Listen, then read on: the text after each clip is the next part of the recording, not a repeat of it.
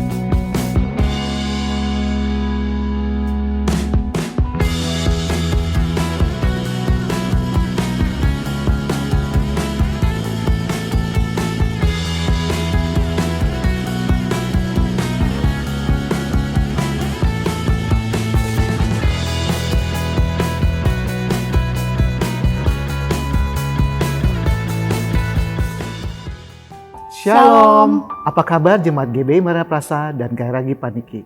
Saya percaya kita semua bersuka cita karena dalam lindungan Tuhan. Tak terasa 9 bulan kita beribadah online. Mari tetap kita mengikuti anjuran pemerintah dan menjalankan protokol kesehatan dan meyakini bahwa Tuhan Yesus selalu menyertai kita. Saya mengajak untuk generasi muda untuk mengikuti Youth Marina Plaza dan Junior Church Marina Plaza. Saya juga mau mengajak kepada mama papa di rumah untuk dapat mengarahkan anak-anak mengikuti ibadah dan menara doa Kids Church Marina Plaza. Matius 6 ayat 33 berkata, "Tetapi carilah dahulu kerajaan Allah dan kebenarannya, maka semuanya itu akan ditambahkan kepadamu." Mari kita siapkan hati dan pikiran kita untuk mengikuti ibadah. Bapak, Ibu, Saudara-saudara, mari kita berdoa. Bapa, kami mengucap syukur buat kesempatan yang ada saat ini. Kami mengucap syukur walaupun dalam segala keterbatasan, kami masih diberikan kesempatan untuk beribadah, memuji dan membesarkan nama-Mu. Kami bisa berdoa bersama-sama dan mengalami hadirat Tuhan. Terima kasih Tuhan buat perlindungan dan kasih setia yang kami masih rasakan sampai saat ini. Terima kasih Tuhan. Saat ini kami mau membawa bangsa kami Indonesia dalam doa kami. Kami berdoa buat pemimpin negara kami, presiden dan juga segenap jajaran pemerintahan. Biarlah Tuhan boleh menganugerahkan kepada mereka kesehatan, hikmat dan kebijaksanaan kepada mereka. Kami akan terus memperkatakan damai atas Indonesia, sejahtera atas Indonesia. Terima kasih Tuhan. Dalam doa kami saat ini Tuhan, kami mau bawa pemimpin rohani kami. Kami berdoa Tuhan buat gembala pembina kami, Pendeta Insinyur Niko Nyoto Raharjo beserta Ibu Hermin dan juga keempat wakil gembala. Kami berdoa juga buat gembala sidang kami, Pendeta Dr. Johannes Raja Guguk beserta Ibu Olga dan ketiga wakil gembala kami. Biarlah Tuhan hikmat kebijaksanaan Engkau tambahkan kepada pemimpin-pemimpin rohani kami. Biarlah Engkau terus menganugerahkan perlindungan dan kesehatan yang sempurna kepada pemimpin kami, Tuhan. Terima kasih Tuhan. Saat ini Tuhan kami siap untuk masuk dalam ibadah. Kami percaya Tuhan dan kami mau mengundang Roh Kudus untuk hadir bersama-sama. Biarlah Roh Kudus boleh beracara dengan kami pada saat ini. Sehingga setiap kami yang beribadah pada saat ini, setiap kami yang sakit boleh disembuhkan. Setiap kami yang berbeban berat, Tuhan akan memberikan kelegaan. Dan setiap kami yang memiliki masalah, Tuhan akan memberikan jalan keluar. Dalam nama Terima Yesus. kasih Tuhan. Biarlah Tuhan kasih sukacita damai sejahtera akan terus menyertai kami semua Tuhan. Pengerja jemaat GBI Marina Plaza dan GBI Kairagi Paniki. Setiap kami Tuhan yang sudah siap Tuhan mengikuti ibadah saat ini. Dalam nama Tuhan Yesus Kristus kami berdoa dan mengucap syukur. Haleluya. Amin. Selamat beribadah. Tuhan Yesus memberkati. Mari kita memperkatakan Mazmur 91. Dalam lindungan Allah. Orang yang duduk dalam lindungan yang maha tinggi dan bermalam dalam naungan yang maha kuasa akan berkata kepada Tuhan, tempat perlindunganku dan kubu pertahananku, Allahku yang kupercayai. Sungguh Dia layak akan melepaskan engkau dari jerat penangkap burung, dari penyakit sampar yang busuk. Dengan kepaknya Ia akan menuduhi engkau, di bawah sayapnya engkau akan berlindung. Kesetiaannya ialah perisai dan pagar tembok. Engkau tak usah takut terhadap kedahsyatan malam, terhadap panah yang terbang di waktu siang, terhadap penyakit sampar yang berjalan di dalam gelap, terhadap penyakit menular yang mengamuk di waktu petang. Walau 1.000 orang rebah di sisimu dan 10.000 di sebelah kananmu, tetapi itu tidak akan menimpamu. Engkau hanya menontonnya dengan matamu sendiri dan melihat pembalasan terhadap orang-orang fasik. Sebab Tuhan ialah tempat perlindunganmu, yang maha tinggi telah kau buat tempat perteduhanmu. Malapetaka tidak akan menimpa kamu dan tula tidak akan mendekat kepada kemahmu. Sebab malaikat-malaikatnya akan diperintahkannya kepadamu untuk menjaga engkau di segala jalanmu. Mereka akan menatang engkau di atas tangannya, supaya kakimu jangan terantuk kepada batu. Singa dan ular tedung akan kau langkahi, engkau akan menginjak anak singa dan ular naga.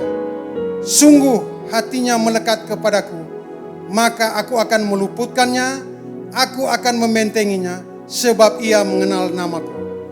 Bila ia berseru kepadaku, aku akan menjawab. Aku akan menyertai dia dalam kesesakan. Aku akan meluputkannya dan memuliakannya. Dengan panjang umur akan kukenyangkan dia dan akan kuperlihatkan kepadanya keselamatan daripadaku. Mari kita memperkatakan arti Pentakosta ketiga. 1. Pentakosta ketiga adalah pencurahan Roh Kudus yang dahsyat di zaman now, melebihi yang terjadi di Azusa Street. 2. Pentakosta ketiga akan mengakibatkan penuaian jiwa yang terbesar dan yang terakhir sebelum Tuhan Yesus datang kembali. 3. Pentakosta ketiga akan membangkitkan generasi Yeremia, yaitu anak-anak muda yang dipenuhi Roh Kudus, cinta mati-matian kepada Tuhan Yesus, tidak kompromi terhadap dosa, dan akan bergerak untuk memenangkan jiwa. 4. Pentakosta ketiga lahir di Indonesia dan bergerak ke bangsa-bangsa. Gerakan ini dari timur ke barat dan akan kembali ke Yerusalem.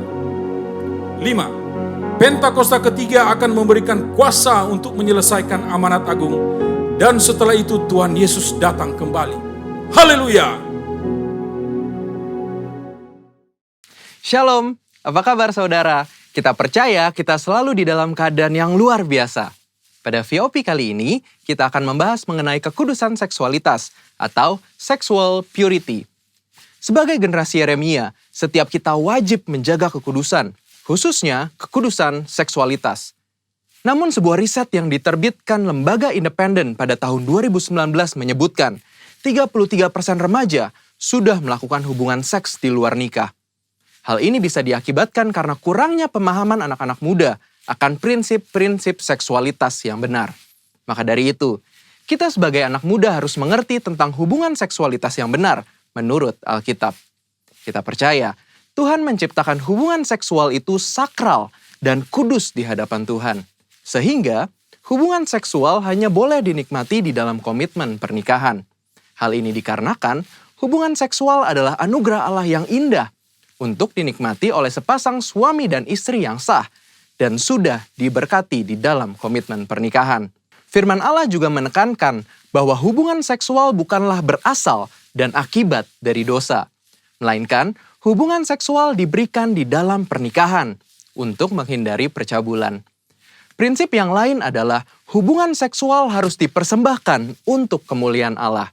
Kita harus mengerti bahwa hubungan seksual bukanlah sekedar kepuasan fisik semata, namun hubungan seksual memberikan pengertian hubungan yang mendalam antara suami dan istri.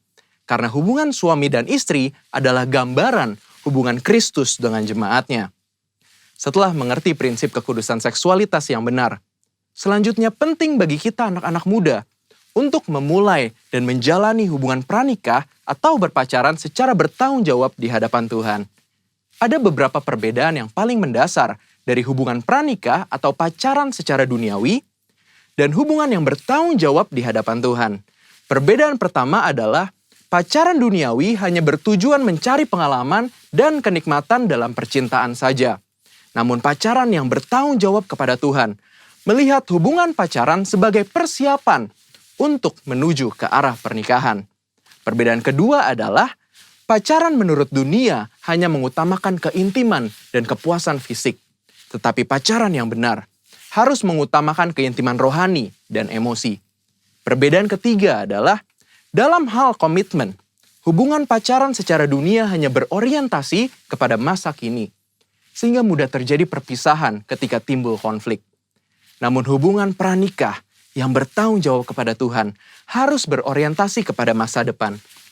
Perbedaan-perbedaan ini adalah dasar untuk kita membatasi segala bentuk keintiman jasmani dengan kesadaran bahwa hubungan pacaran atau pranikah belumlah mengikat. Mengapa penting untuk setiap kita menjaga kekudusan, khususnya kekudusan seksualitas? Firman Tuhan di dalam 1 Korintus 6 ayat 19 dan 20 berkata, "Atau tidak tahukah kamu bahwa tubuhmu adalah bait Roh Kudus yang diam di dalam kamu? Roh Kudus yang kamu peroleh dari Allah, dan bahwa kamu bukan milik kamu sendiri, sebab kamu telah dibeli dan harganya telah lunas dibayar. Karena itu, muliakanlah Allah dengan tubuhmu." Kita harus mengerti bahwa tubuh kita adalah bait Roh Kudus dan Tuhan sudah menebus setiap kita. Sehingga sudah seharusnya kita memuliakan Allah dengan tubuh kita. Dan salah satu caranya adalah menjaga kekudusan, khususnya kekudusan seksualitas. Menjaga kekudusan juga adalah bentuk ketaatan kita kepada Allah. Selain itu juga, saat kita hidup kudus, Tuhan secara khusus bisa pakai kita untuk maksudnya yang mulia. Sebagaimana ditulis di dalam 2 Timotius 2 ayat 21 dan 22. Jika seorang menyucikan dirinya dari hal-hal yang jahat, ia akan menjadi perabot rumah untuk maksud yang mulia. Ia dikuduskan, dipandang layak untuk dipakai tuannya, dan disediakan untuk setiap pekerjaan yang mulia. Sebab itu, jauhilah nafsu orang muda, kejarlah keadilan, kesetiaan, kasih, dan damai bersama-sama dengan mereka yang berseru kepada Tuhan dengan hati yang murni. Sebagai generasi Yeremia kita percaya Tuhan akan pakai kita dan percayakan kita hal-hal yang besar. Namun sebelum itu, penting untuk setiap kita menjaga hidup kita kudus di hadapan Allah dengan cara menjaga hubungan pranikah atau pacaran yang kudus dan bertanggung jawab di hadapan Allah. Namun, jika kita telah jatuh di dalam dosa seksualitas, Tuhan kita adalah Tuhan pengampun dan adil. Saat kita mau datang kepada Tuhan, mengakui setiap dosa-dosa kita dan bertobat, maka pengampunan Tuhan akan mengalir dan hidup kita akan dipulihkan. Selain itu juga, kita harus menjauhi pergaulan yang buruk dan mencari komunitas-komunitas orang percaya, serta kakak-kakak rohani yang dapat membimbing kita di dalam pertobatan. Karena itu, yuk setiap anak-anak muda, bagi kamu yang sedang berpacaran atau masih single, mari kita persembahkan seluruh tubuh kita untuk kemuliaan Tuhan, agar Dia bisa pakai setiap kita lebih maksimal dalam era Pentakosta ketiga ini. Saudara, untuk penjelasan lebih lengkapnya dari tim teologi kami, jangan lupa buka link yang di atas atau scan barcode yang tersedia. Selamat hari Minggu, Tuhan Yesus memberkati.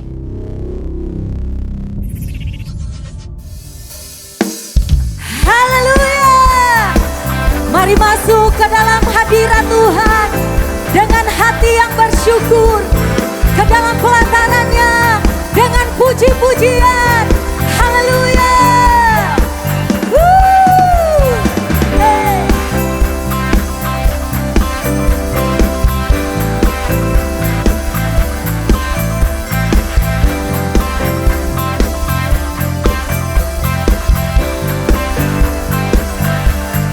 Ya Tuhan, Engkau Allahku, aku mencari wajah-Mu. Jiwaku haus kepadamu, rindukan-Mu.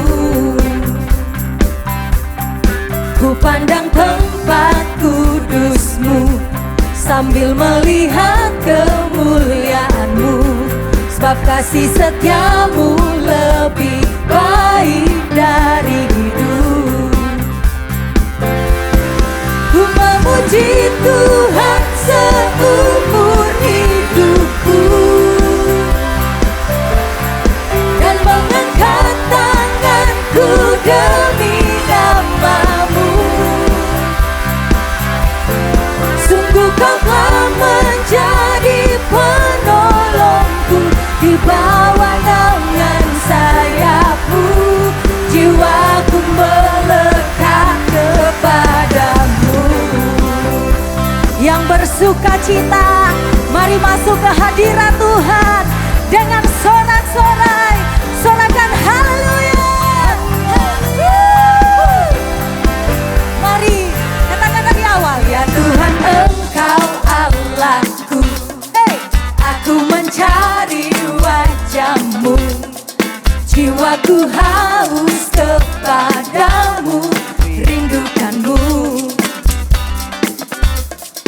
Ku pandang tempat kudus-Mu sambil melihat kemuliaan-Mu, sebab kasih setia-Mu lebih baik dari hidup. Sama-sama ku memuji Tuhan seumur hidupku dan mengangkat tanganku demi nama-Mu.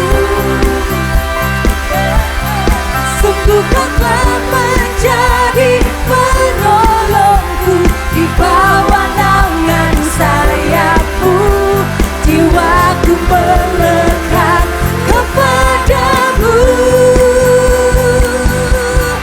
Ku memuji Tuhan seumur hidupku dan mengangkat tanganku demi nama-Mu.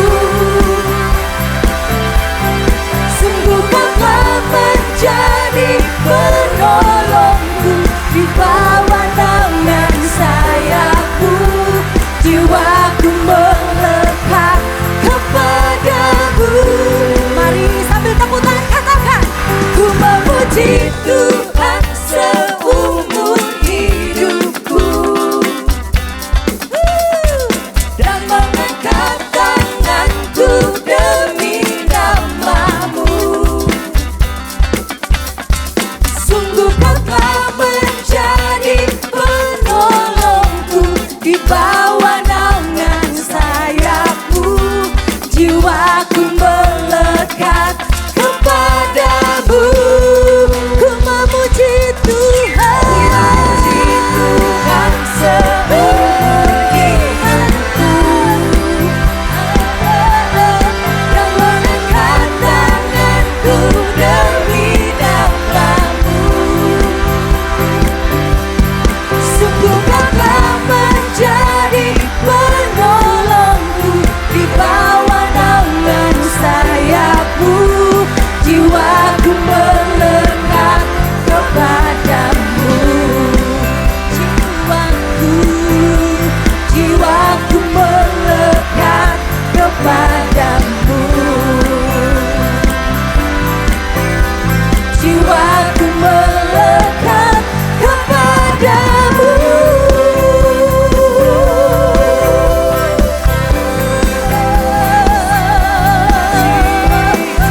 Jiwa kami terus melekat kepadamu ya Tuhan, sebab Engkaulah naungan kami. Haleluya. Sorak-sorak yang terbaik buat Tuhan. Haleluya.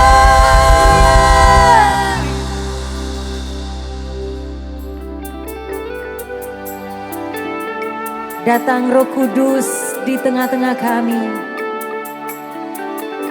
Datang dan penuhi setiap kami dengan hadirat-Mu. Kami rindu Engkau ya Tuhan. Penuhi setiap kami, puaskan setiap kami ya Tuhan. Datang Roh Kudus, Kau ku rindu, dengan minyak yang baru urapiku, mengalir penuhiku, mengalir pulihkanku. Kuasa-Mu bebaskan hidupku.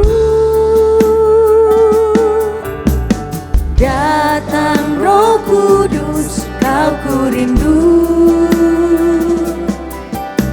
dengan minyak yang baru urapiku, mengalir penuhiku, mengalir pulihkanku. Kuasa-Mu bebaskan hidupku.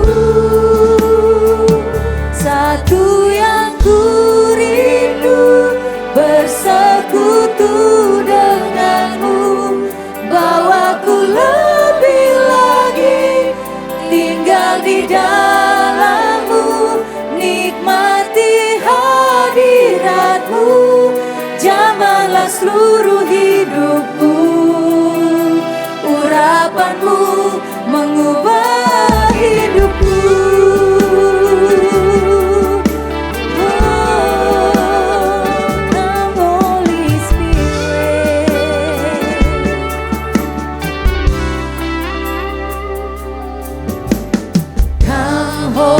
Spirit, fall on me now. I need your anointing, come in your power. I love you, Holy Spirit, you're captivating my soul. And every day I grow to love you more. I'm reaching for your heart, you hold my life in your hands, drawing me closer to you. I feel your power in you, nothing compares to this place, where I can see you face to face. I worship you in spirit and in truth. I'm reaching for your heart, you hold my life in your hands, drawing me closer to you. I feel your power in you, nothing compares to this place, where I can see you face to face. I worship you in spirit and in truth. Mari apa yang ada di rumah-rumah, mari angkat sembahmu kepada Tuhan Yesus. Angkat sembahmu kepada Dia.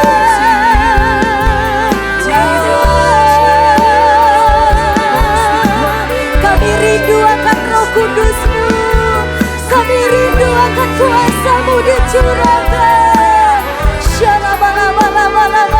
Saat kami menyembah-Mu ya Tuhan, kami tahu Engkau yang puaskan setiap hasrat kami dengan kebaikan-Mu ya Tuhan.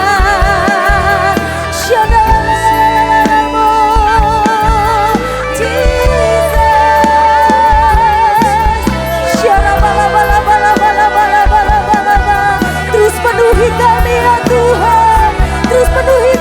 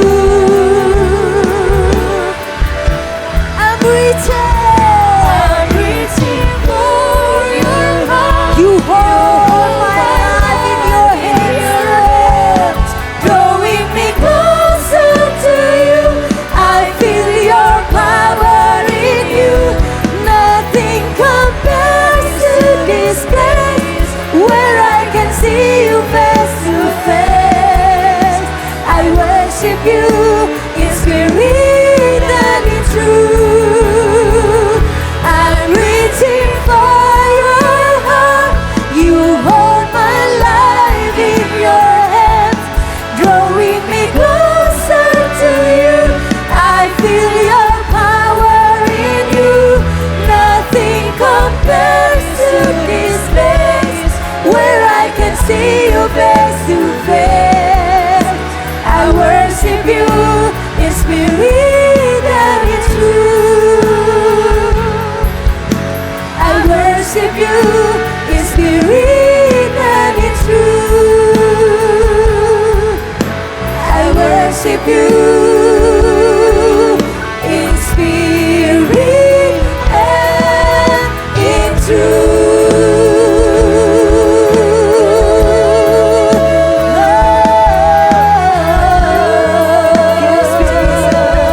Kami terus menyembah-Mu ya Tuhan. Kami terus tinggikan nama-Mu, Yesus. Haleluya. Oh, lama-lama ya lama-lama.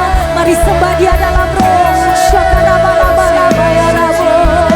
Mari berbahasa roh. Syaka lama-lama. Syaka lama-lama.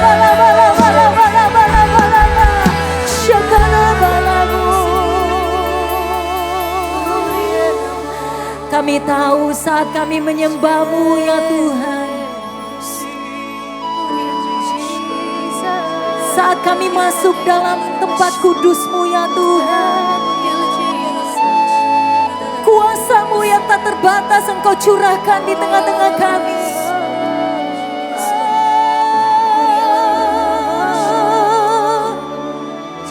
Kami akan menyembah-Mu lebih dalam lagi ya Tuhan, sebab Engkau Allah yang layak, Engkau Allah yang kudus.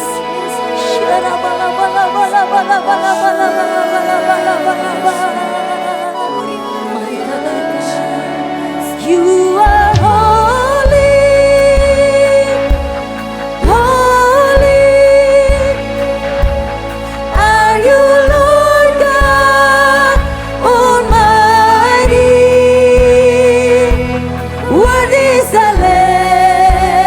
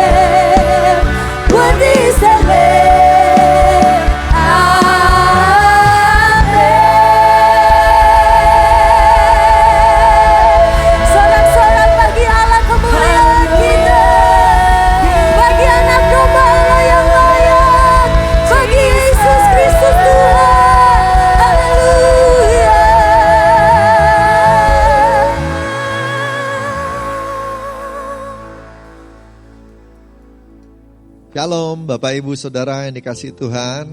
Wow, minggu kedua bulan 11 November, kita jalan terus ya. Kita berdoa untuk menyelesaikan 2020 dalam pimpinan Tuhan. Haleluya. Sekarang kita sudah ada di 5781 tahun Ibrani, dan kita tahu bahwa di depan ini sesuatu yang baru sedang berjalan dan kita semua sedang ada di dalamnya. Nah, Bapak Ibu semua, kita makin dekat nih dengan kedatangan Tuhan. Kita makin dekat dengan semua rencana Tuhan. Perubahan-perubahan dengan cepat shifting lagi terjadi. Apa ya yang harus kita perhatikan, saudara yang dikasihi Tuhan? Nah, sebelum kita dengar firman, makanya kita mau berdoa dulu biar kita ngerti pemahaman-pemahaman yang Tuhan lagi mau bukakan dan singkapkan kepada kita dan gereja kita. Yuk sama-sama buka hati, Alkitab yang sudah siap, hati yang sudah siap, kita berdoa. Bapa di surga, terima kasih. Kami mau dengar firman, Tuhan bersabda dan berbicaralah. Urapi kami semua di tempat kami masing-masing, hadirat Tuhan turun, menjamah kami semua.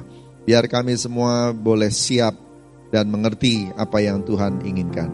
Urapi hamba-Mu yang menyampaikan, dan biar kami semua terima pesan dari Tuhan. Dalam nama Tuhan Yesus, haleluya. Sama-sama katakan, amin. Puji Tuhan. Saudara, masa pandemi ini kita jadi akrab sama istilah rapid test dan swab test. Betul ya? Rapid test itu lebih murah dan swab itu lebih mahal. Gitu ya. Nah, rapid ini prosesnya sederhana, Saudara. Prosesnya pendek, ketepatannya 70% kata seorang dokter yang terpandang di Jakarta. Sehingga murah. Ya, memang enggak 100%. Tapi nggak rendah-rendah amat lah. 70% berarti bisa diandalkan. Walaupun ya tidak tepat.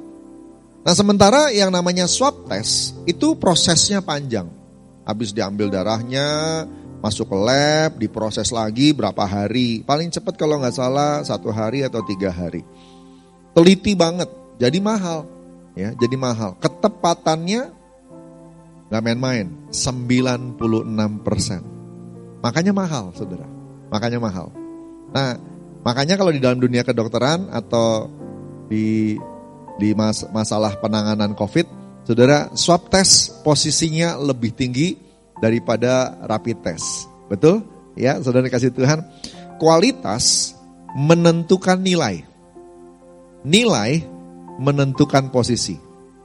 Ya, karena kualitasnya tinggi, maka presentasi ketepatannya tinggi dan sebagainya, nilainya tinggi. Lalu dipandang orang, akhirnya kita akan memandang bahwa posisinya akan lebih tinggi dibanding yang lebih murah. Kualitas menentukan posisi. Saudara dikasihi Tuhan, ya, hari ini saya mau bicara tentang kualitas pribadi kita. Tuhan menetapkan dalam firman-Nya tentang kualitas dombanya Tuhan.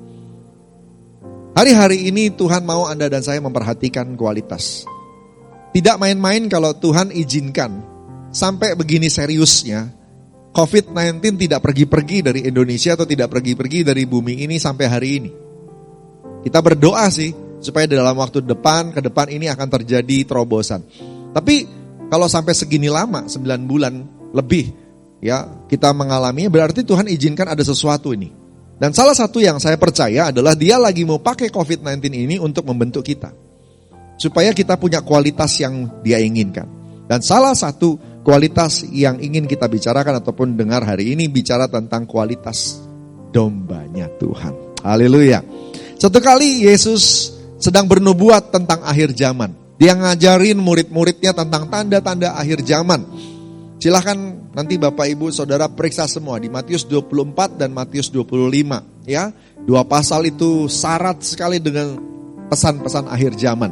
Nah, pada waktu Tuhan Yesus mengajarkan tentang tanda-tanda akhir zaman, ada satu orang murid yang kepo, yang pengen bertanya. Dia bilang gini, kapankah semua itu akan terjadi? Kapan itu akan terjadi digenapi? Nah, Tuhan Yesus bilang gini, tidak tahu, anak tidak tahu, siapapun gak tahu, hanya Bapa yang tahu. Katakan amin. Bapa yang tahu. Artinya gini, Yesus pasti datang. Yang gak pasti timingnya. Bapa yang tahu, kita gak tahu. ya. Jadi sesuai dengan tanda-tanda akhir zaman, salah satunya adalah penyakit sampar. Ya, ini mengingatkan kita kembali bahwa memang COVID-19 ini memperingatkan kita bahwa ada momennya di mana nanti Tuhan akan datang. Ya, apakah langsung habis ini? Nggak tahu. Apakah masih lama? Nggak tahu. Hanya Bapa yang tahu. Amin. Saudara kasih Tuhan. Nah, tapi Yesus tidak berhenti di kata-kata seperti itu. Dia melanjutkannya dengan kata-kata begini, ya, bahwa tetapi kamu perhatikan. Lalu dia mulai ucapkan tentang perumpamaan-perumpamaan. Ada 4 atau 5 perumpamaan yang diajarkan di Matius 24 dan Matius 25. Nah, itu perumpamaan itu bicara tentang berjaga-jaga. Bicara tentang jadilah orang yang setia. Bicara tentang lakukanlah tugas yang dipercayakan kepadamu. Lipat gandakanlah talenta. Dan yang terakhir dibilang perhatikan kualitas diri. Nah, yang terakhir ini yang kita mau dengar, saudara yang dikasihi Tuhan. Pada waktu kedatangan Tuhan yang kedua, ke depan ini, apa yang harus kita perhatikan terhadap kualitas diri kita masing-masing. Poin yang terakhir ini, perhatikan di Matius 25 ayat 31 sampai dengan 40. Matius 25 ayat 31 sampai 40. Periksa diri kita terbuka yuk saudara. Dan nanti Tuhan akan urapi dan Tuhan mampukan untuk kita memperbaiki hidup kita. Ini firman bukan cuma buat Anda, ini juga buat saya dan juga buat kita semua. Yuk periksa diri dan mulai memperbaikinya supaya kita paling tidak mulai mendekati standar kualitas yang diinginkan sama Tuhan. Oke? Ayat 31 berkata begini.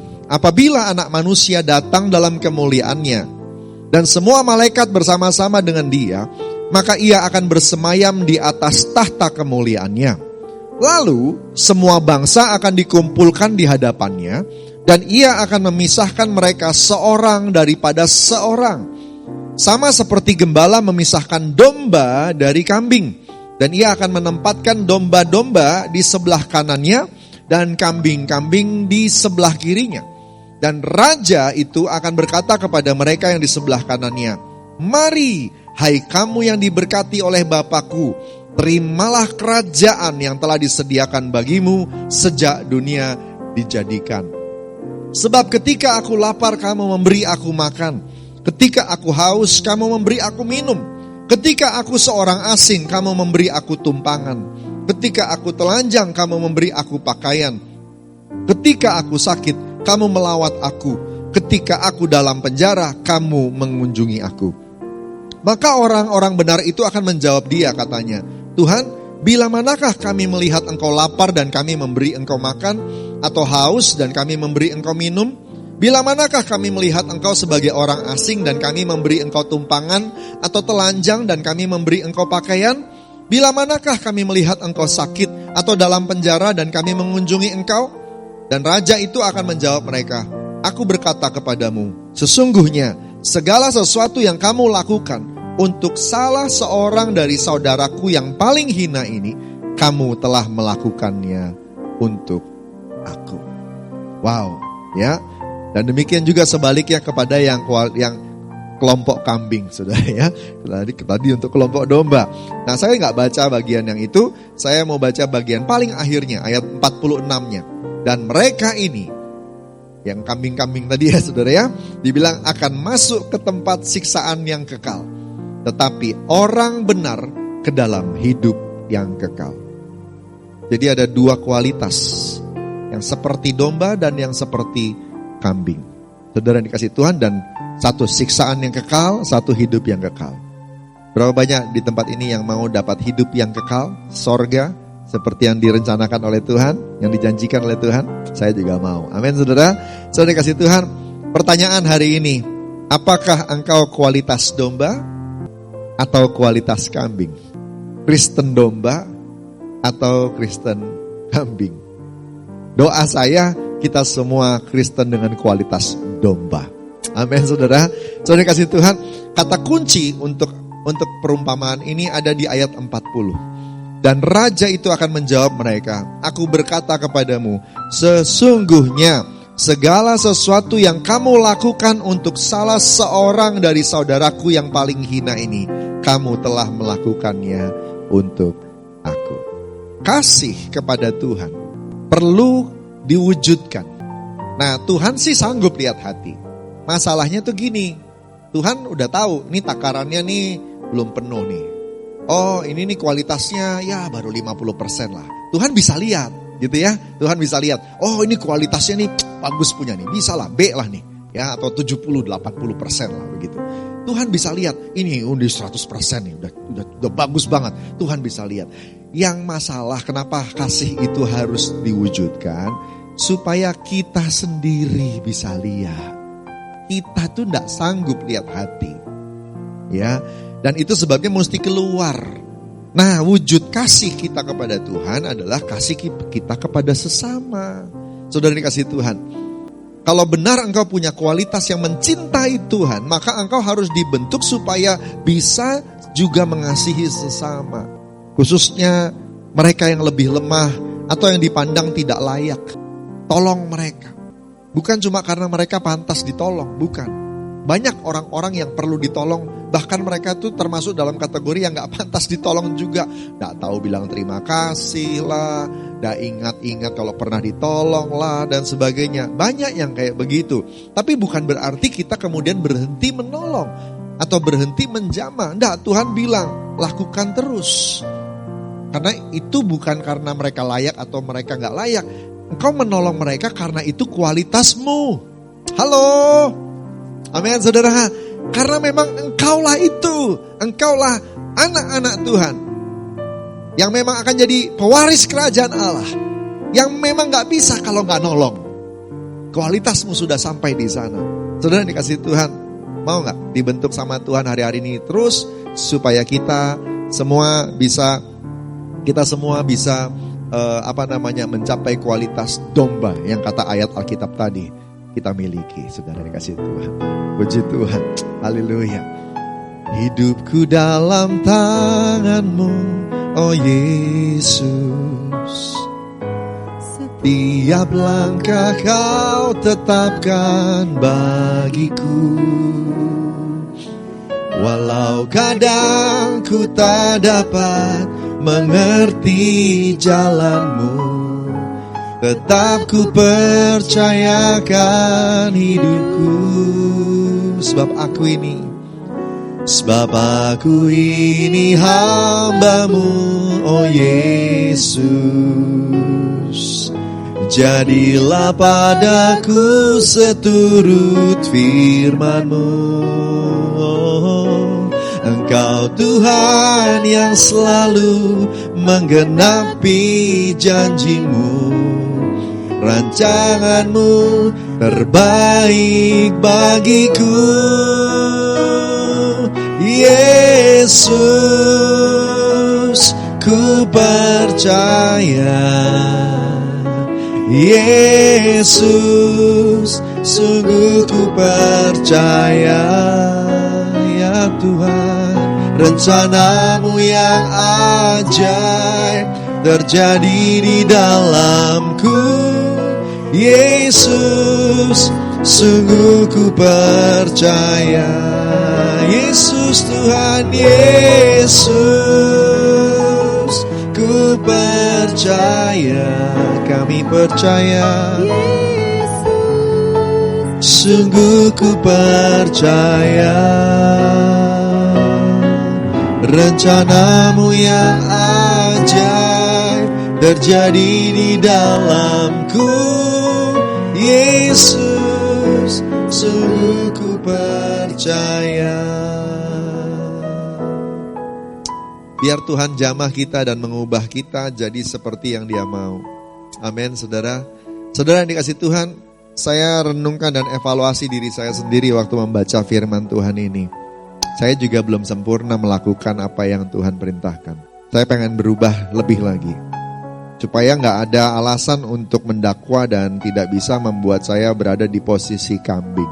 Saya ingin dan rindu Tuhan melihat saya ada di posisi domba. Saya juga berdoa, Bapak Ibu Saudara semuanya punya kerinduan yang sama. Amin. Saudara, kita evaluasi yuk sama-sama. Apa sih yang dilakukan oleh domba kalau menurut kacamata Tuhan? Kalau menurut kacamata Tuhan, ada 6 hal yang dilakukan oleh domba sehingga atau karakter domba, Kristen domba, sehingga mereka bisa di-approve kualifikasinya, masuk dalam kategori yang berdiri di sebelah kanan Tuhan. Ya, yang pertama, memberi makan. Memberi makan. Secara harafiah artinya gini, kalau ada orang yang kurang makan di sekitar kita, kita tolong mereka. Buat Anda yang masih medit atau pelit, ayo belajar murah hati. Karena ternyata kualitas domba itu gak ada yang pelit. Kalau kita mau masuk surga, harus murah hati. Yuk banyak tolong orang, yuk.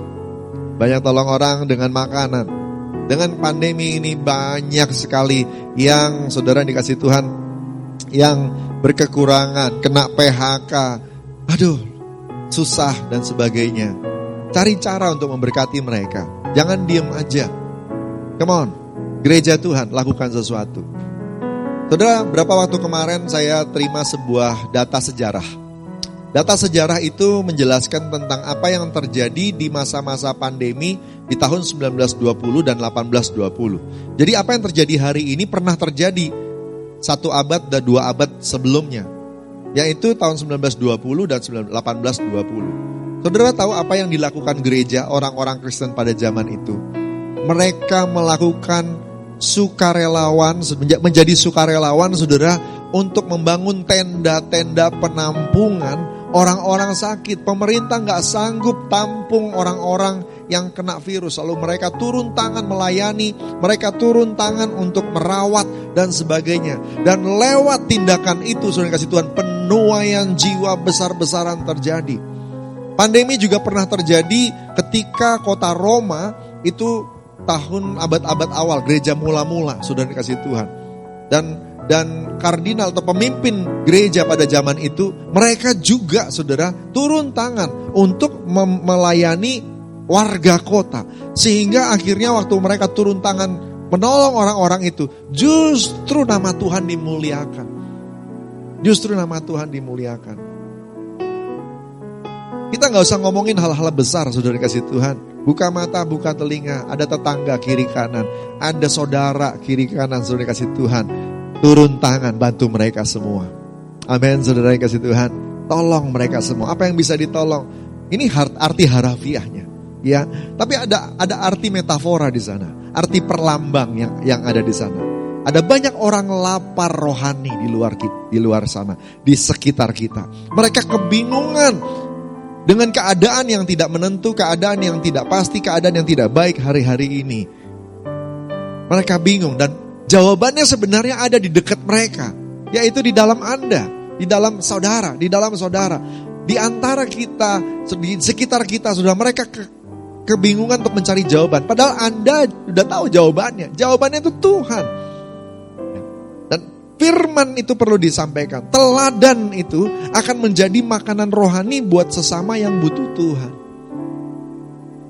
Are you available to be used by God? Apakah engkau bersedia dipakai sama Tuhan? Hidup jadi teladan itu gak mudah. Engkau harus siap jadi kayak ikan mas atau ikan hias di akuarium. Engkau dibatasi sana sini, hidupnya jadi harus bener, strict, jadi gak boleh salah. Ya, kayaknya gak enak banget begitu ya. Tapi justru dengan cara begitulah orang-orang di sekitarmu akan diberkati. Akan diberkati. Maukah engkau punya kualitas domba? Miliki karakter ini, saudara. Yang kedua, saudara, memberi minum. Arti harafiahnya memuaskan dahaga. Arti harafiahnya berarti saudara akan dipakai sama Tuhan untuk membawa kesegaran buat sekitar. Tapi ada arti perlambang metafora atau perlambangan, saudara, yaitu membawa kesegaran dan kelegaan. Apa itu? Pertolongan dan jalan keluar. Kadang-kadang ada masalah-masalah yang tidak bisa diselesaikan dengan sembako. Tidak ada masalah-masalah yang tidak bisa diselesaikan cuma dengan memberikan makanan, saudara yang kasih Tuhan. Karena ternyata mereka bukan butuh itu, mereka butuh pekerjaan, mereka butuh pertolongan, mereka butuh jalan keluar. Ayo mulai, saudara. Yang saya maksud dengan menolong sesama ini bukan berarti saudara menolong all out benar-benar sampai saudara mengorbankan diri Anda dan keluarga Anda. Saya tidak rekomen untuk seperti itu. Ya, saya maksudnya adalah Anda ikut ambil bagian. Ya. Mungkin kalau nggak sanggup nolong sendirian, ajak beberapa teman. 5, 6, 7, jadi kuat untuk nolong satu orang. Ya, saudara kasih Tuhan, apakah itu saudaramu? Mungkin itu yang paling dekat ya, yang paling mungkin kita tergerak untuk melakukan. Atau tetanggamu, temanmu, saudara, kita jadi kesegaran buat mereka. Apa yang bisa dilakukan? Ya, satu kali ada yang membutuhkan pertolongan pada menyampaikan berita kepada saya. Saya tidak bisa tolong semuanya yang dia perlu, yang saya bisa aja. Ya, dan itu yang saya lakukan, saudara yang dikasih Tuhan. Ya, dan saya berdoa nanti Tuhan kirim orang lain lagi untuk melengkapi sehingga bisa sempurna pertolongannya. Tapi paling tidak dia melihat ada jawaban. Dia melihat ada kasih sayang Tuhan yang turun tangan tepat pada waktunya. Amin, saudara. Saudara kasih Tuhan jadi kesegaran buat orang lain. Yang ketiga, memberi tumpangan. Harafiahnya tentu saja bicara tentang upaya untuk memberikan tempat berteduh buat orang lain. Kadang-kadang kita perlu bantu mereka. Dengan banyak yang kena PHK dan sebagainya, kadang-kadang cuma untuk menambahkan mereka bisa kontrak sewa 1 bulan lagi, 2 minggu lagi, itu bisa lumayan nolong, saudara. Sampai kemudian nanti mereka benar-benar dapat terobosan. Tolong yang bisa ditolong, saudara kasih Tuhan. Tapi ada juga arti perlambangnya, memberikan tempat bernaung, memberikan tempat bertumbuh, membuka peluang buat orang lain untuk bisa dimentor, untuk bisa dinaungi di komsel, gereja. Berikan mereka peluang untuk bergabung dalam sebuah keluarga rohani. Nah ini saudara kasih Tuhan, ini kualitas domba seperti ini. Dia mikirin bukan cuma karena dia sudah diselamatkan lalu kemudian selesai, cuek, masalah selesai. Saudara kasih Tuhan, enggak. Dia juga mikirin orang lain belum ketemu Tuhan, mereka butuh diselamatkan. Yang dekat sama mereka itu aku. Orang-orang Kristen yang lain gak dekat sama mereka, aku yang dekat. Ya aku berarti yang harusnya dipakai untuk menaungi mereka. Bersediakah engkau memberikan tumpangan rohani, memberikan dirimu untuk menjadi payung rohani buat orang lain? Berkati mereka. Memang merepotkan, menolong orang, mementor orang, mengembalakan, itu berarti mengorbankan waktu kita, energi kita. Tapi waktu itu kita lakukan, saudara tidak pernah tahu berapa banyak orang-orang bisa diselamatkan cuma dengan mengembalakan atau mementor 2-3 orang, saudara dikasih Tuhan. Itu bisa menjangkau banyak hal, banyak keluarga. Karena 2-3 orang itu belum tentu terbatas. Bisa jadi mereka akan menjangkau lebih banyak lagi jiwa-jiwa berikutnya. Amin, saudara yang kasih Tuhan. Beri tumpangan berarti Anda dan saya siap jadi shelter, tempat berteduh. Yang keempat, memberi pakaian. Domba berarti memberi pakaian kepada yang perlu pakaian. Harafiahnya, upayakan supaya orang-orang punya pakaian untuk disandang. Ya, tolong. Mungkin ada pakaian-pakaian lebih yang hari-hari ini toh gak kepakai. Dalam masa pandemi ini Anda gak bisa kemana-mana, gak bisa show off bajunya juga ya. Nah itu saudara dikasih Tuhan, udah bagi-bagi sama yang gak bisa beli baju saudara, ya sumbangin sehingga yang ada di lemarimu nanti hanya yang perlu saja ya, saudara yang dikasih Tuhan. Tapi punya arti perlambang juga ayat ini. Pakaian itu bicara soal identitas, sesuatu yang dibawa-bawa tiap hari, saudara. Nah, memberikan pakaian berarti memberikan pekerjaan, memberikan identitas. Kadang-kadang pekerjaan itu adalah identitas. Nah, kalau orang-orang itu gak dapat pekerjaan, kita perlu bantu, kita perlu tolong mereka. Saya juga sedang berdoa gimana caranya ya bisa melakukan hal ini. Yang bagian ini terus terang saya tidak bisa atau belum punya. Tapi saya sedang berusaha ya. Paling tidak saya mulai aktifkan gereja ini supaya supaya gereja-gereja itu membuat sebuah seminar-seminar untuk memberikan ide-ide tentang lapangan pekerjaan yang bisa jalan dalam masa-masa pandemi ini. Atau bisa menampung atau bisa menjadi wadah ya, menolong saudara yang dikasih Tuhan. Tapi apalagi yang bisa kita lakukan? Itu bisa membuat orang-orang itu jadi memiliki satu, mereka bukan pengangguran, mereka bukan orang-orang yang tidak berguna. No, mereka bisa melakukan sesuatu. Kita tolong mereka untuk punya identitas. Saudara yang dikasih Tuhan, gambar diri mereka juga dipulihkan. Ada banyak orang yang mungkin luka hari-hari ini di sekitar kita. Tolong mereka. Tolong mereka. Domba udah gak mikirin dirinya sendiri. Apa yang kau butuhkan pasti Bapa di surga akan memenuhinya. Amin saudara. Sekarang justru kita harus mulai mikirin orang yang ada di luar sana. Yang kelima, saudara yang kasih Tuhan, ketika aku sakit engkau mengunjungi aku. Kunjungan kepada orang sakit. Harafiahnya berarti gini, kita berikan kunjungan, berikan perhatian atau bantuan untuk kesembuhan. Tentu saja harus sesuai protokol. Gak bisa kunjungin orang yang lagi COVID sembarangan. Betul ya?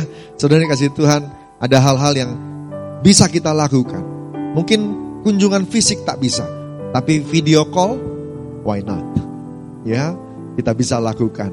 Kita bisa telepon, bisa saudara. Pasti bisa, ya, atau WA call. Saudara kasih Tuhan, atau WA lah paling enggak, ya, kita memberikan perhatian. Di kompleks kami ada yang kena, saudara, COVID-19. Kita berikan WA, kita berikan perhatian, kita beri bantuan, kita kasih perhatian. Itu sudah mengunjungi, itu sudah memberi bantuan untuk kesembuhan. Haleluya.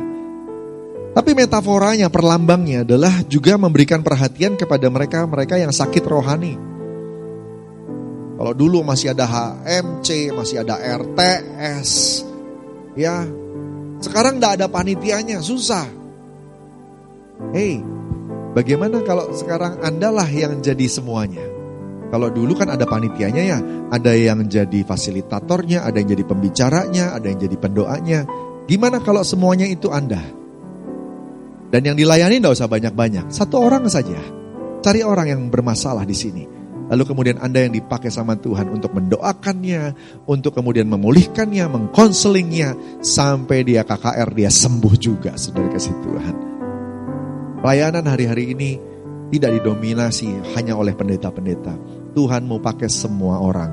Karena ada banyak orang di sana yang membutuhkan, dan tidak semuanya bisa mengakses hamba-hamba Tuhan, pendeta-pendeta yang bertitel pendeta. Tapi di luar sana ada hamba-hamba Tuhan yang tak bertitel pendeta. Anda, Tuhan mau pakai Anda. Saudara yang dikasih Tuhan, layani mereka. 1 orang, 2 orang sembuh, 3 orang sembuh. Kita tidak pernah tahu masa pandemi ini selesai, udah berapa orang nanti akan dijamah lewat kehidupanmu. Amin. Saudara kasih Tuhan, yang terakhir, domba punya kualitas mengunjungi orang-orang yang di penjara. Tentu saja harafiahnya kita berkunjung, memperhatikan, menghibur, dan juga mengingatkan orang-orang yang di penjara terhadap pertobatan. Ya, saudara kasih Tuhan, tentu saja itu harafiahnya. Tapi kalau yang metaforanya, saudara, berarti kita juga harus memberikan perhatian dan pelayanan pada orang-orang yang terbelenggu dan terikat. Hari-hari ini banyak yang terikat, saudara. Ada yang terikat sama narkoba, ada yang terikat sama pornografi, ada yang terikat oleh game online. Ya. Mau ngecek apakah anakmu atau keluargamu itu terikat atau tidak dengan game online? Pada waktu mereka lagi main, coba suruh berhenti. Coba suruh berhenti saat itu juga, jangan nanti gitu ya. Coba suruh berhenti segera. Begitu. Kalau emosi mereka langsung terganggu, saya bisa pastikan bahwa dia sudah mulai kena. Ya. Karena bayangin saudara, sudah dari bulan Maret, ya. Kalau menurut psikologi, kebiasaan yang dibangun 3 bulan lebih itu sudah pasti akan menciptakan satu keterikatan baru, satu kebiasaan baru. Nah, kalau dia ada kebiasaan bermain game kelamaan 3 bulan lebih, sekarang kita pandemi 9 bulan saudara. Jadi hampir dipastikan ini sekarang lagi ada banyak orang lagi terikat sama game online. Karena di rumah ngapain? Gak ngapa-ngapain. Ya. Kecuali keluarganya bijaksana dan kemudian menghabiskan waktu untuk berinteraksi dengan baik. Ya. Daripada begitu lebih baik ambil bagian untuk ajak semua beraktivitas di luar rumah, di lapangan-lapangan, di kebun-kebun atau di gunung-gunung. Ya, saudara dikasih Tuhan di alam bebas, itu tentu saja dengan protokol. Ya, saudara kasih Tuhan perhatian dan pelayanan, lakukan ini mulai dari keluargamu dan juga periksa juga dengan orang-orang di sekitarmu supaya makin banyak yang terbebas. Sekali lagi, siapkan diri supaya kita kedapatan siap menyambut kedatangan Tuhan yang kedua. Apakah pas setelah masa pandemi atau masih jauh? Nggak peduli, nggak ada yang tahu juga anyway. Hanya Bapa yang tahu. Apakah saya memiliki kualitas dombanya Tuhan? Apakah Anda memiliki kualitas dombanya Tuhan? Puji Tuhan kalau yakin sudah. Tapi bila firman ini kita dengar hari ini, artinya masih ada kesempatan untuk memperbaiki dan membuat kita jadi lebih sempurna lagi. Saudara, sayangi Tuhan dan sayangi sesama. Dua kualitas ini adalah hukum terutama dari orang Kristen yang diucapkan oleh Tuhan Yesus sendiri, Tuhannya orang Kristen. Sudah dikasih Tuhan. Dan perumpamaan yang tadi saya bacakan, itu juga bukan perumpamaan dari rasul-rasul. Itu perumpamaan langsung dari Tuhan Yesus sendiri. Ayat 34. Dan raja itu akan berkata kepada mereka yang di sebelah kanan, yang berkualitas domba, mari, hai kamu yang diberkati oleh Bapakku, terimalah kerajaan yang disediakan bagimu sejak dunia dijadikan. Wow, saya rindu ucapan itu akan jadi ucapan Tuhan buat saya, buat Anda, buat kita semua domba-dombanya Tuhan. Ada seorang pengerja yang kerja di sekuler, dia WA ke saya, Pak Jo, anak saya mimpi. Mimpinya apa Pak? Mimpi ada anak-anak kecil yang membutuhkan uang-uang kecil. Lalu kemudian Tuhan suruh anak saya dalam mimpi itu untuk kasih uang, dimasukin di dalam amplop putih, terus dibagi-bagi. Ya, oh begitu. Terus, ya, dan dibagi-baginya itu dikasih di sebuah kota kecil di pelosok Indonesia, saudara. Waduh, terus saya diem aja kan, lalu dia bilang begini, masalahnya tempatnya jauh dari sini Pak. Dia sebut nama tempatnya dan saya gak kenal siapa-siapa di sana. Lalu kemudian papa yang hebat dan baik ini dia bilang begini, Pak, saya rindu anak saya bisa menggenapi mimpinya. Bisa gak tolong saya supaya saya bisa menggenapinya? Ada gak kenalan di sana? Saya bilang, wah hebat, saya juga rindu Pak, bisa seperti itu. Saya coba cari ya. Saya cari saudara. Saya cari dan akhirnya ketemu sama seseorang. Ya, seseorang yang gak taunya ternyata dia itu ketua BPD GBI di daerah itu. Waduh, luar biasa. Ya, akhirnya saya ketemu dan kemudian saya ceritakan. Waktu saya ceritakan seperti itu, ya, wah Bapak Pendeta itu lompat dan dia bilang, wah Pak itu dahsyat banget. Kok bisa dari Jakarta ada anak kecil mimpi kayak begitu? Saya siap Pak untuk menjadi salurannya, untuk menggenapi mimpi anak itu. Baik Pak, kalau begitu saya hubungkan. Langsung dihubungkan dengan keluarga itu. Dan kemudian saudara, anaknya bilang, ini nanti harus dari celengannya. Ya, jadi uang dari celengannya, lalu ditambah sama uang papa mamahnya. Lalu dikirim, saudara dikasih Tuhan. Aduh, luar biasa. Saya dengar cerita itu cerita yang indah. Yang dahsyat dan luar biasa. Waktu ini dibagikan, cerita ini akhirnya malah nyebar ke semua hamba-hamba Tuhan di kota kecil itu, saudara. Dan itu membuat mereka semua jadi semangat. Karena dalam masa-masa pandemi ini, saudara dikasih Tuhan, kota itu seperti kekurangan pekerjaan, kekurangan keuangan dan sebagainya. Mereka jadi seperti hidup susah banget begitu. Tapi bayangin, Tuhan dengan berita ini berarti kan ada pesan bahwa Tuhan sayang sama semua orang Kristen di kota itu, saudara. Dan itu menjadi kekuatan luar biasa. Simple act, sebuah tindakan yang sederhana, digerakkan oleh Tuhan, ditaati sama domba-domba Tuhan. Dan itu memberkati dengan dahsyat ke semua orang. Luar biasa. Saya rindu saudara, jangan kerasin hati ya. Hari-hari ini Tuhan mau pakai Anda. Berapa banyak yang mau dipakai Tuhan? Angkat tangan saudara. Saudara yang angkat tangan, dengar, Tuhan akan ngomong sama saudara. Tuhan akan pakai saudara. Yang mana yang bisa engkau lakukan? Memberi makan, memberi minum, memberi tumpangan, memberi pakaian, kunjungi yang sakit, kunjungi yang di penjara. Bisa harafiah, bisa metafora, bisa perlambang, bisa yang benar-benar seperti apa yang ditulis. Apapun itu yang akan nolong orang, yang akan memberkati orang, lakukan.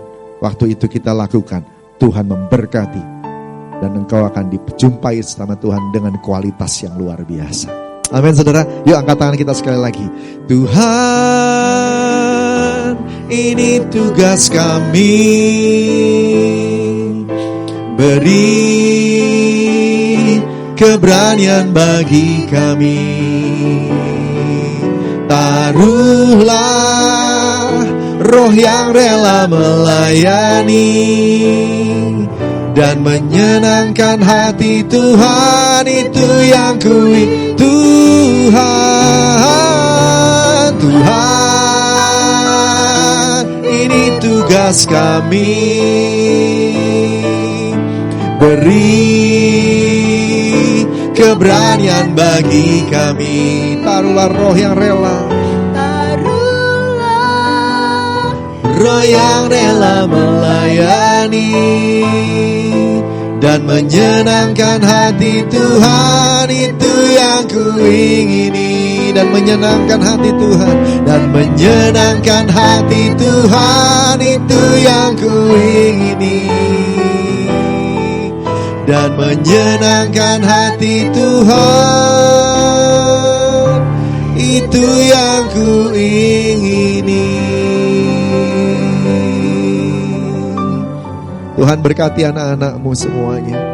Kami sudah dengar firman. Kami percaya Engkau akan bicara lebih lagi kepada anak-anak Tuhan. Dan Tuhan akan pakai kami semua dimanapun kami berada. Urapi sehingga domba-domba Tuhan semuanya, Tuhan, kami semua bisa memuliakan nama Tuhan lewat hidup kami. Berkati semua. Tentu saja sebelum kami memberkati orang lain, Tuhan berkati kami juga ya Tuhan. Tolong mereka yang lemah tubuhnya, sembuhkan mereka supaya mereka bisa melayani orang lain. Penuhi kebutuhan mereka supaya mereka bisa memenuhi kebutuhan orang lain juga. Berikan berkat-Mu ya Aba, supaya mereka juga bisa memberkati yang lain ya Tuhan. Urapi anak-anak-Mu semuanya Tuhan, di rumah-rumah, dimanapun mereka berada, yang mengakses ibadah online hari ini. Berkati dalam nama Tuhan Yesus Tuhan. Jawab doa mereka semua. Terima kasih Aba, terima kasih Tuhan Yesus. Terima kasih, terima kasih. Kami sayang sama Tuhan, dan kami percaya Engkau juga sayang sama kami. Dalam nama Tuhan Yesus. Haleluya. Sama-sama katakan amin. Tuhan berkati. Saudara-saudara yang kasih Tuhan, kita akan terima doa berkat. Mari angkat tangan kita, buka hati, terima doa berkat. Terimalah berkat berlimpah-limpah dari Allah Bapa di surga, kasih karunia yang setia dari Tuhan Yesus Kristus, persekutuan manis dengan Roh Kudus menyertai kita. Dari hari ini sampai Maranatha, Yesus datang kedua kali, jemput di awan permai sebentar lagi, bahkan terus kekal sampai selama-lamanya. Yang diberkati Tuhan, sama-sama katakan amin.